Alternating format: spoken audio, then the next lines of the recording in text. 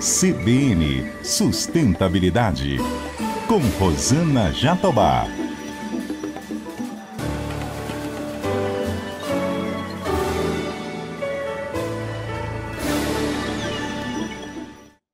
Oi, pessoal, tudo bem? O CBN Sustentabilidade de hoje fala da agenda ESG na indústria da moda.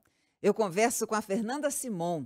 Ela é diretora executiva do Instituto Fashion Revolution Brasil, uma organização que trabalha por mais sustentabilidade na moda.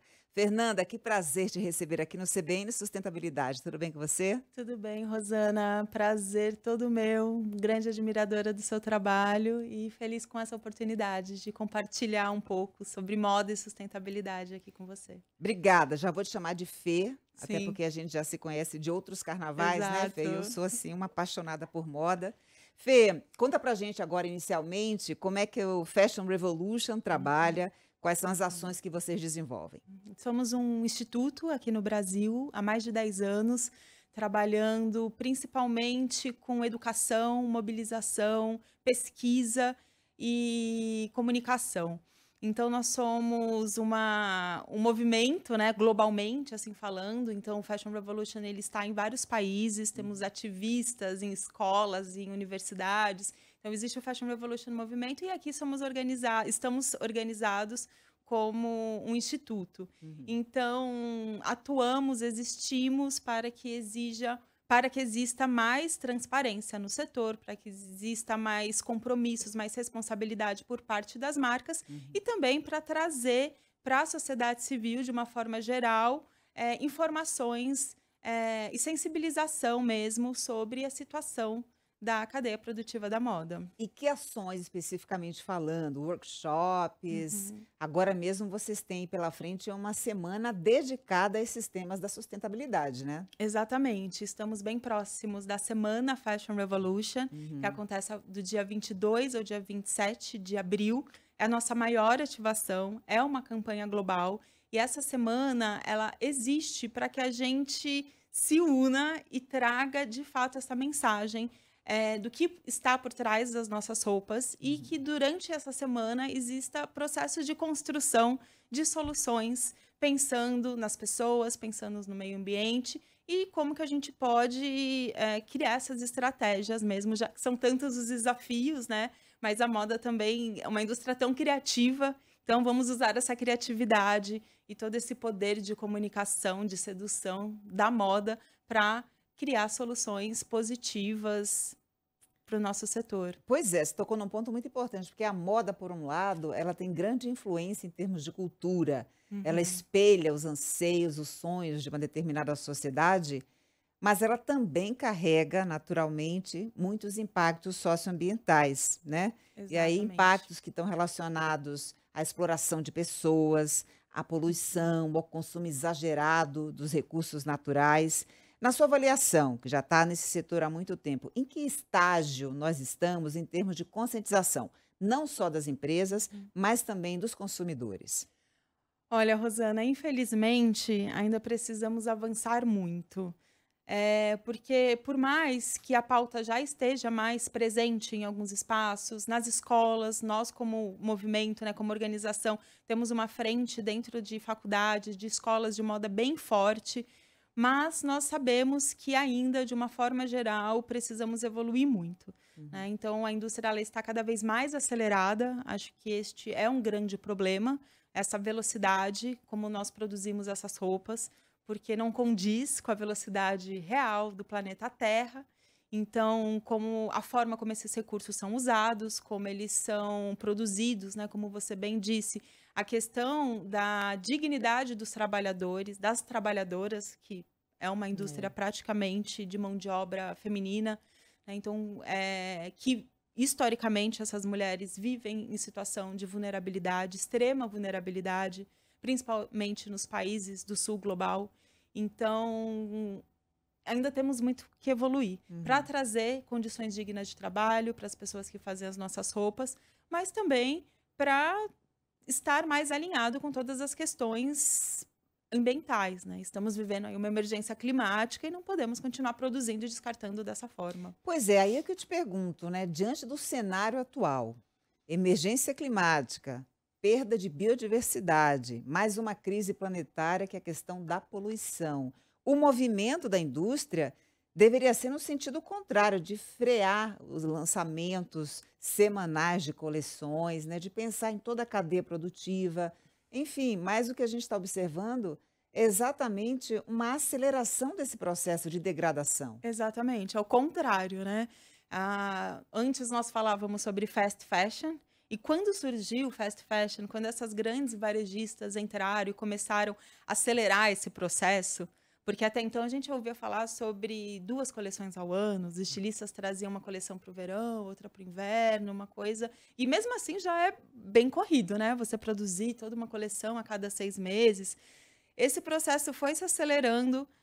Chegou um momento que as fast fashions colocavam uma coleção por semana, e hoje esse nem é o problema maior. Nós estamos falando sobre um processo ainda mais acelerado, que vem sendo trazido pela ultra fast fashion, por essas marcas de aplicativos, digamos assim, que é um processo ainda mais opaco. Não temos transparência nenhuma sobre de onde que vêm essas roupas, como elas foram produzidas. E tem uma dessas marcas de aplicativo chega a colocar 10.000 itens por dia novos no site. Então, olha só, imagina essa demanda global por tantas peças novas, por tantas roupas, e para onde que elas vão? Como que elas são feitas? Então, são inúmeros impactos por trás desse setor. E aí a gente precisa falar e conscientizar a população, porque quem está na ponta, o consumidor, é que vai resolver essa equação, né? Quando as grandes empresas e essas de aplicativos perceberem que o consumidor está mais exigente, querendo saber da procedência daquela peça, de que forma ela foi produzida, se veio de área desmatada, se teve trabalho infantil, trabalho análogo ao da escravidão, por exemplo, o consumidor consciente é que vai definir o jogo. O consumidor é parte essencial desse jogo. Porém, as marcas não podem serem... Nós precisamos exigir responsabilidade das marcas. Nós precisamos também de leis que cobrem dessas marcas e que pressionem um pouco esse sistema produtivo para que ele não continue dessa forma, né? Para que a gente não coloque também toda essa pressão no consumidor, né? Eu acho que não tem como ausentar essa responsabilidade do consumidor, porque, de uma certa forma, estamos todos consumindo. Se não existisse essa participação, não teríamos aí tantos resíduos, né? Não teríamos essa situação.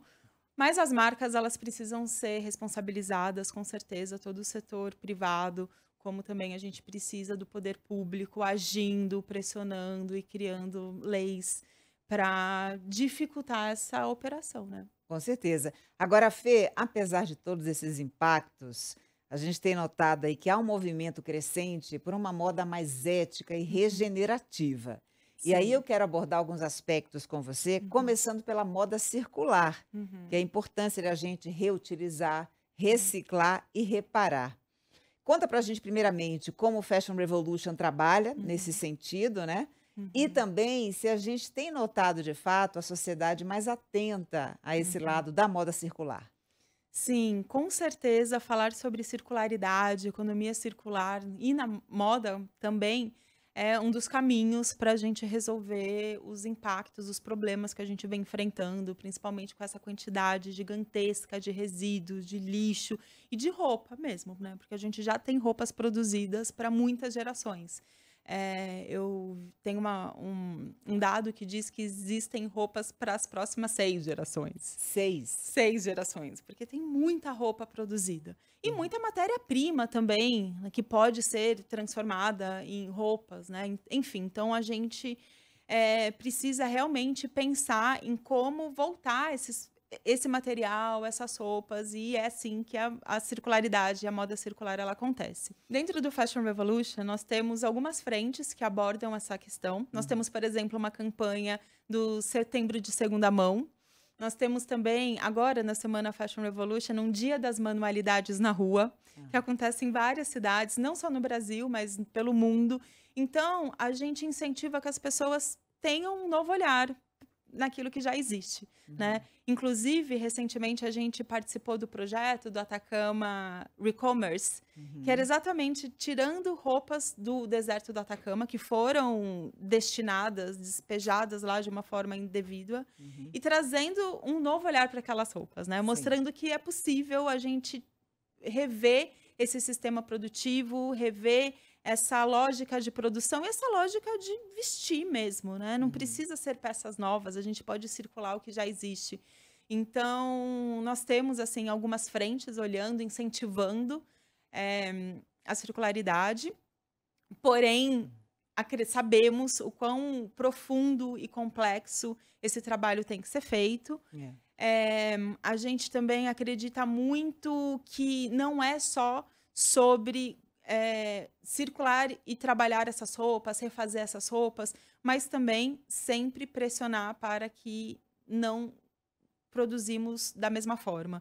Porque não adianta a gente tirar essas roupas de aterros, por exemplo, se a gente continuar produzindo e tendo disponíveis só em uma marca, só em uma loja, 10.000 itens novos por dia. E o que acaba acontecendo é exatamente a sobrecarga em desertos como esse do Atacama, né, que viram lixões a céu aberto, né, para onde vão toneladas, milhões de toneladas de peças do mundo todo são descartados lá. A gente já falou aqui sobre essa urgência de não comprometer o meio ambiente com esse tipo de sobrecarga, porque não é só uma peça que fica ali descartada, né? Todo o impacto ambiental que isso gera por conta desse descarte incorreto. Agora, a adoção desses modelos que prolongam o ciclo de vida das roupas. E aí a gente tem, por exemplo, aluguel de roupas, brechós, tanto físico quanto online, plataformas de revenda, né? O caso do Enjoei e do Repassa, por exemplo, que a gente já entrevistou aqui, upcycling e também customização, você aproveitar aquelas peças, né, para produzir uma nova. Tudo isso está fazendo diferença no mercado ou tem mais uma simbologia do que realmente o impacto real? Com certeza, a simbologia ela é forte, porque eu acho que prova que é possível a gente rever essas roupas e eu acho que isso é fundamental. Porém, eu também acredito que todo impacto é válido, sabe? Uma roupa menos é uma roupa menos. Então, iniciativas, por mais que sejam pequenas, mas que estejam cuidando de roupas que já existem, que estão colocando para circular, elas são todas válidas. Eu acredito muito mais em incentivar pequenas iniciativas, porque é um problema tão gigante que se a gente for só pensar no que vai solucionar tudo, a gente não vai fazer nada. Então, incentivar essas pequenas iniciativas, colocar essas roupas para circular, para estender sua vida útil, eu acho extremamente válido. Porém, né, é sempre bom lembrar, mais uma vez, que não adianta a gente estender a vida dessas roupas se a gente continuar comprando e consumindo da mesma forma. A gente pode perceber que hoje em dia, por exemplo, é muito difícil de achar roupas com qualidade em brechós. A gente tem muito brechó abrindo, mas assim, quando a gente vai ver as roupas que estão nesses novos brechós, são roupas de marcas de fast fashion, muitas roupas que já não têm muita qualidade, que foram, às vezes nem foram usadas, mas assim, já tem ali um defeitozinho. Então não são roupas como eram antigamente, que os brechós eram aquelas peças que foram feitas até à mão, né? Assim, peças que tinham uma outra durabilidade, uma outra qualidade. Então, assim, hoje em dia, muitas das roupas que se compram em brechó, elas não vão durar. A né? propósito, você acha que o futuro da moda sustentável seriam as grifes, as grandes maisons, assim, quando a gente pensa, porque elas trabalham para que a peça seja durável, de extrema qualidade e que passe de geração a geração. Olha, também não acredito que este seja o caminho, porque sustentabilidade precisa falar também sobre diversidade, sobre inclusão, sobre outros aspectos que o mercado de luxo não aborda.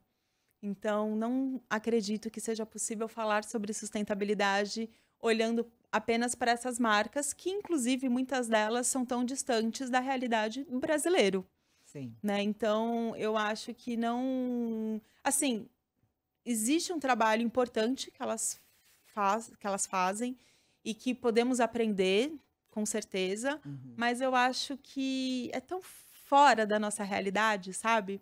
Que eu acho que é muito mais rico e muito mais brasileiro quando a gente olha para comunidades, quando a gente olha para saberes ancestrais, quando a gente olha para os saberes indígenas, o tear indígena. Então, assim, tem tantos elementos da moda, da cultura do Brasil, que foram sendo esquecidos e que podem trazer muito mais sustentabilidade do que se a gente olhar para essas grandes marcas da Europa. Por exemplo, né, rendas, Nordeste. Maravilha. Exatamente. É. Isso pode trazer geração de renda local, pode trazer empoderamento feminino, um empoderamento real mesmo. Se esse trabalho for de fato valorizado, se esse trabalho for visto como moda, sabe? Então, eu vejo muito mais este caminho para a sustentabilidade quando a gente pensa em Brasil do que olhar para grandes marcas de luxo. Muito bom. Agora, Fê, em termos de inovação com relação ao uso de materiais sustentáveis, a gente tem visto aí a adoção de fibras ecológicas, fibras recicladas, e aí eu cito bastante o PET, né? Camiseta de PET, por exemplo. Tecidos como couro vegetal a partir de cogumelo, abacaxi e cacto. E também tecidos biodegradáveis. Tem uma profusão aí de alternativas no mercado. Sim. Tudo isso chegou mesmo para valer? Ou, mais uma vez, de novo, é só aquela firulazinha ali para simbolizar um movimento? São oportunidades que precisam ser exploradas, desenvolvidas, precisamos de investimento em pesquisa, né? Precisamos de um olhar realmente aprofundado para essas possibilidades, porque elas existem e podem sim trazer inúmeros benefícios para a indústria têxtil. Agora, também é importante lembrar das fibras ancestrais. As fibras naturais, como por exemplo o algodão, o que a gente chama de algodão orgânico, é o algodão que sempre foi produzido, assim, né? É porque, infelizmente, hoje o algodão que ele é produzido, ele tem tanto agrotóxico, ele é feito com uma semente transgênica. Então, quando a gente pensa no algodão orgânico, o algodão orgânico que era o que deveria ser o normal, acabou virando uma exceção. Mas olhar para o algodão orgânico, para o linho, para o cânhamo. A gente também tem uma frente no Fashion Revolution que a gente fala muito sobre a importância do cânhamo mesmo, que é uma das fibras mais antigas da humanidade, e por questões ideológicas, talvez até de preconceito, de falta de conhecimento sobre a fibra, né, não está sendo produzido no Brasil. Então, olhar para essas fibras ancestrais também como oportunidade para a gente desenvolver uma cadeia mais produtiva no Brasil também. Por que você fala de preconceito do cânhamo? Por causa da relação, né, da cannabis com a maconha. Então, existe esse lugar de que o cânhamo, né, Pode ser enfim. utilizado para outros fins. E que, na verdade, não, porque a variedade para produzir o têxtil, a fibra têxtil, é uma variedade que ela não tem THC, é menos de 0,3% de THC. Então, não é a mesma planta que vai ser produzida até para fins medicinais ou recreativos, né? Mas por ser da mesma família, existe essa questão de que não é permitida a produção no Brasil. Eu acho que está com os dias contados, até porque está tendo uma abertura maior com relação, né, às funcionalidades da Exatamente. cannabis e tomara que chegue à moda, né, também, para a Sim, gente poder aproveitar o lado positivo, né? exatamente. Existe avanços no debate do cânhamo industrial, até mesmo porque o cânhamo ele pode substituir o plástico em várias frentes. Então, assim, não é só no têxtil, mas em várias frentes, em vários setores. E existem progressos, pensando assim em termos de leis mesmo. E acredito que em breve teremos cânhamo produzido no Brasil. Outro dia eu estava lendo sobre o impacto do poliéster, né, fibra sintética, que ele libera microplástico durante a lavagem daquela peça. E o microplástico acaba indo para o oceano, sendo reintroduzido na cadeia alimentar, volta para o ser humano, já foi encontrado microplástico na corrente sanguínea, nos Sim. pulmões. Então, é um problema muito grave e que foge ao controle. Que alternativa a gente teria para o uso do poliéster? Olha, o poliéster e as fibras sintéticas, de uma forma geral, é bem desafiador, porque elas também trazem algumas características que fazem parte das fibras sintéticas, né? Uhum. Como, por exemplo, roupas para chuva, para frio.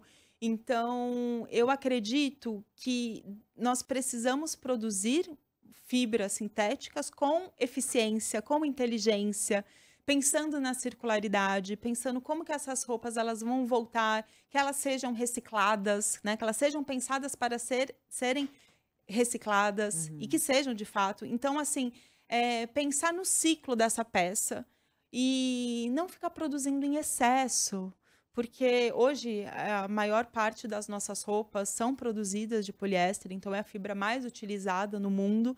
E quando a gente vê essas peças, a maior parte dessas peças não são peças pensadas, feitas com inteligência ou produzidas dessa forma por ter algum benefício, alguma característica específica, Uhum. né? São apenas peças produzidas para serem comercializadas de uma forma rápida, a tal da modinha, né? Que a gente fala de uma forma mais Comum. comercial. Agora, Fê, eu queria repercutir com você a questão da transparência das cadeias Uhum. produtivas. Sim. Por uma questão legal, muitas empresas, em nome da Uhum. reputação, estão Uhum. emitindo os relatórios de sustentabilidade, Uhum. mostrando ali, né, onde e como as peças são feitas. Uhum.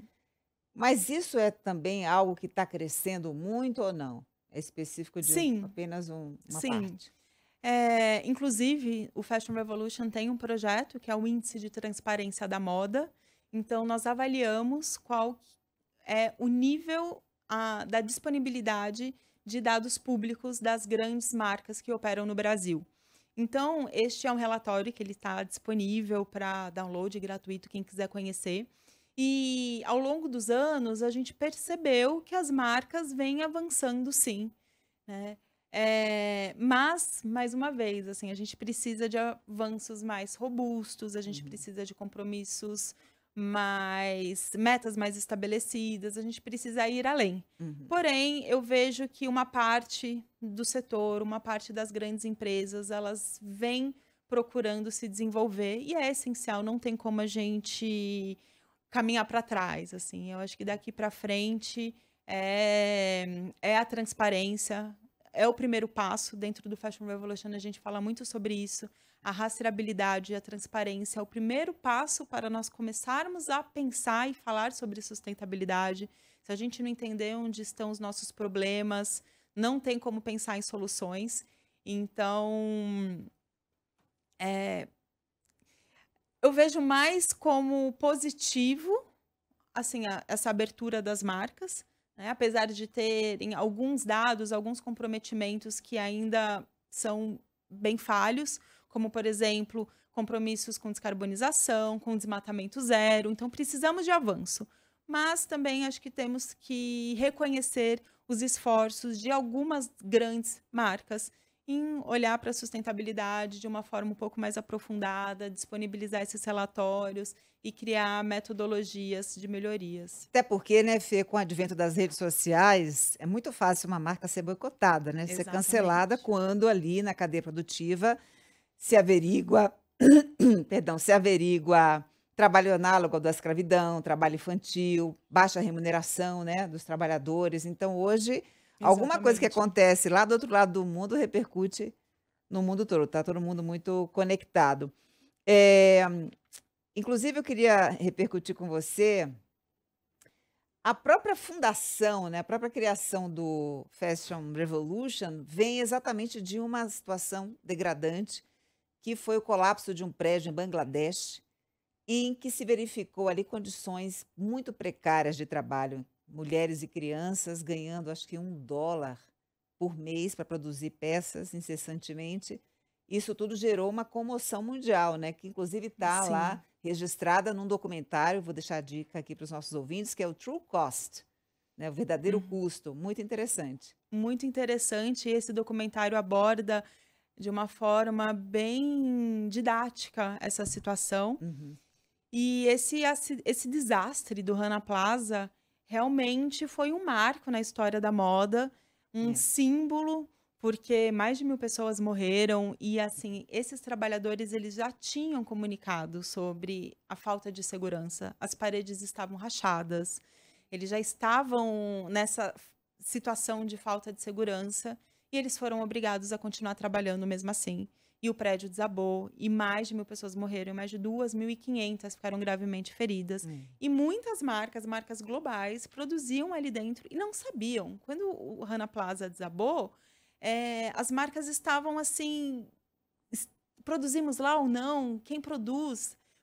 Demorou um tempo para saber quem de fato eram as marcas que estavam ali dentro.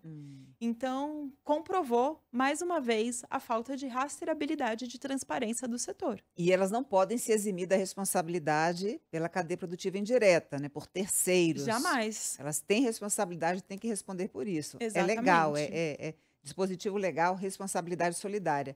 Agora, Fê, sobre diversidade e inclusão, como é que anda a representatividade das parcelas minorizadas da sociedade? Aí eu me refiro à população negra, indígena, às populações periféricas. Você tem notado uma representatividade maior tanto nas passarelas quanto na direção criativa das marcas e também nos cargos de liderança dessas empresas?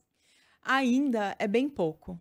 Ainda a gente percebe, sabemos que até mesmo a participação de mulheres em cargos de liderança na moda, que já é um setor tão feminino, né?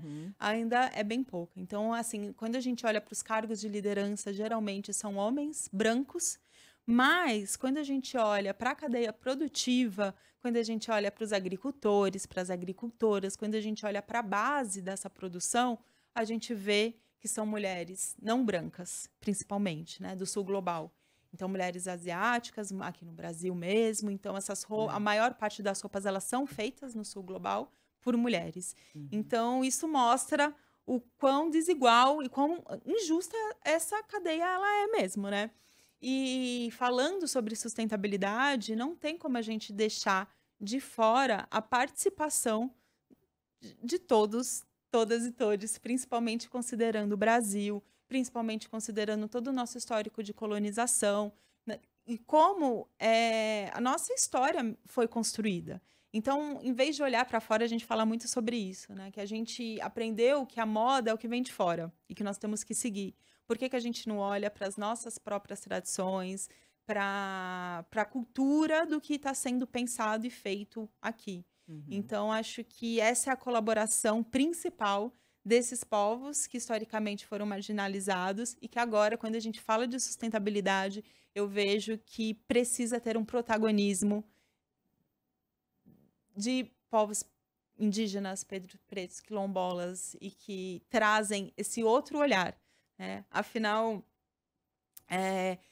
aquele pensamento que a sustentabilidade é uma palavra de branco para resolver um problema que o branco criou. Esse modelo industrial de produção foi criado pelo branco.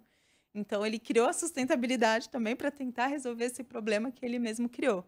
Mas se ele olhar para as comunidades tradicionais, comunidades indígenas, por exemplo, não precisa de sustentabilidade porque eles já estão ali totalmente envolvidos com o meio, com a natureza, já tudo faz parte de um.